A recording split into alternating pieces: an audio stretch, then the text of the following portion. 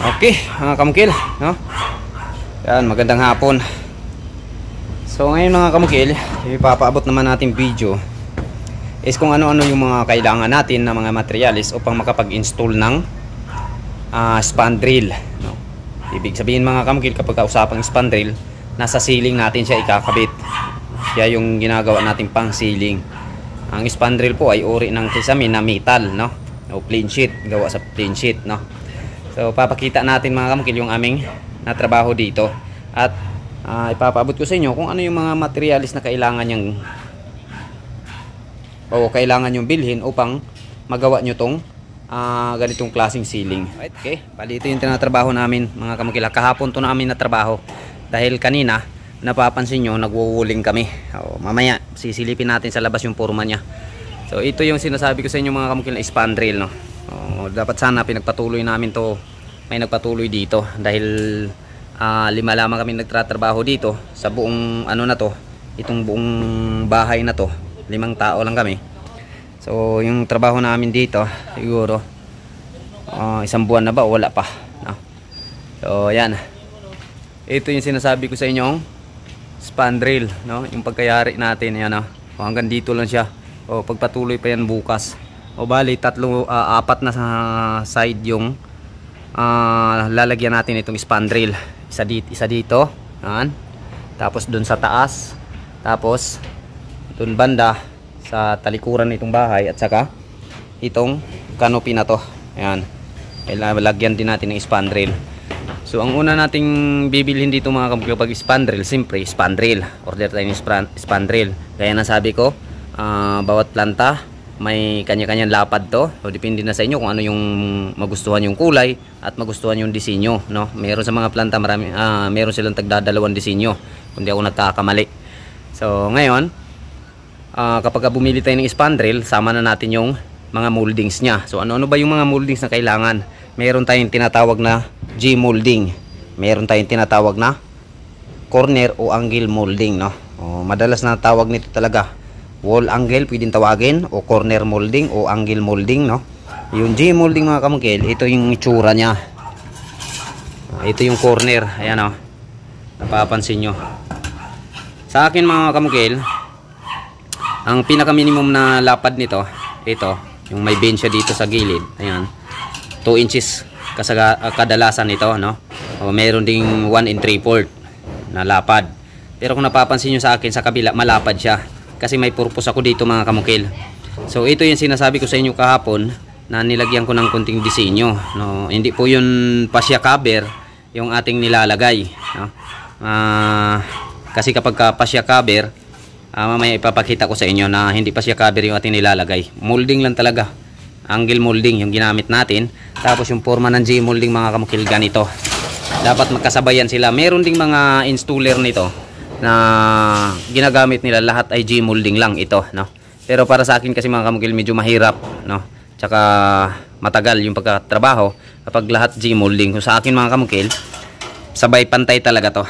Kung gaano karami yung mas marami yung i-order nating G-molding, corner molding o angle molding, kapag yari sa tubular at metal cladding yung wall natin, marami yung i-order nating angle. Kasi lahat dito mga kamukil, yung mga kantuhan ng mga poste, lalagyan natin yan ng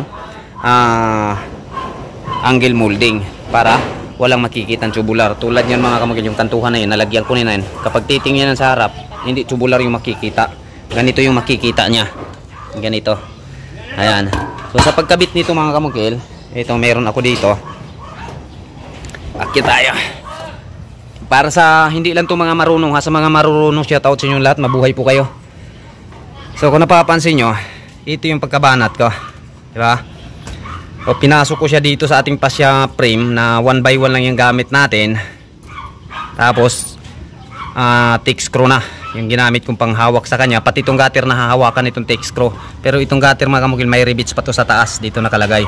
Tsaka kung napapansin nyo, yung insulator namin, nasa baba siya, wala kayong makikita tubular, di ba? So may vlog ako nito kung bakit ganitong purpose ko.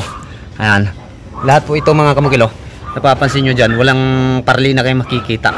Ayan, So gumamit lang kami ng mga ritaso, ng mga plain sheet. Ayan. So yung purpose ko nito mga kamukil, kung bakit pinalapad ko dito, tapos dito kung napapansin nyo, ayan, 1 3/4 yung lapad nito. Kasi gusto ko mga kamukil, makikita nyo dito, ayan o, mula sa gutter nakausli pa tayo ng 2 inches yan mga kamukil. Siyempre pagkakabit nito, kailangan may nasusunod tayong tansi. So kuha kayo ng level dyan sa isang side, tapos dalhin nyo sa kabilang side, babatakan nyo ngayon ng tansi para paglapat nito mga kamukil, meron tayong guide na tansi, para matuwid siya. Tapos yung G-molding mga kamukil, dito ko siya nilagay kaharap niya. Ayan o, dito ko siya nilagay. Ayan. So ganito yung tsura niya dito sa taas. So para pagpasok natin, kung lahat kasi G-molding mga kamukil, mahirap siya, no? Hindi tayo makapaglagay ng parang pasya. Kung titingnan natin, hindi tayo makapaglagay ng ganyan kapag G-molding lahat yung ating i-order. At siyempre kapag G-molding lahat i-order, kailangan yung gutters nyo mga kamukil mula dito sa pasya frame natin, naka overlap pa siya o naka-usli pa siya ng 1 inch, no? 1 inch kailangan yung iuusli nyo mula dito sa pasya frame natin sa gutter natin, para ididikit na lang natin dito sa gutter itong G-molding kapag G-molding. Pero kapag mga may corner molding kayo, so pwede nyo itong gayahin, no? Yung ganitong diskarte ko, maganda din yung ganitong klaseng diskarte mga kamukil, no? Napapansin nyo, bago mag gutter may makikita pa tayong 2 inches na kakulay ng ating ceiling. Kung titingnan yung ating ceiling, ayan. So yun po, no? Unang-una spandrel, tapos angle molding, tapos G-molding, blind rivets. Yan lang po. Tapos may thick screw akong ginagamit dito. Ayan, para hahawak nitong ating tawag nito corner molding. Tapos kapag ganito mga kamukil, napapansin nyo, madalas mayroon pang metal faring dito sa gitna. So gumagamit lang ako metal faring mga kamukil kapag lampas 1 meter o 1 meter yung ating nilalagyan ng ceiling. Kailangan may metal faring sa gitna. Ito kasi mga kamukil nasa 60 cm lang, kaya okay lang na walang metal faring, hindi yan duduyan, no? Kasi iksi lang siya. Pero kapag kalampas na tayo sa 1 meter o abot tayo ng 1 meter, kailangan maglagay tayo ng metal faring sa gitna. Okay, so ayan.